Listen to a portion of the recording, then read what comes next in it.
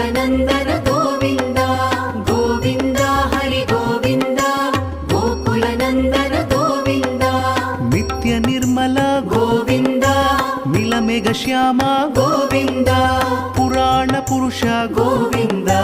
Pundarikaksha Govind Govind Hari Govind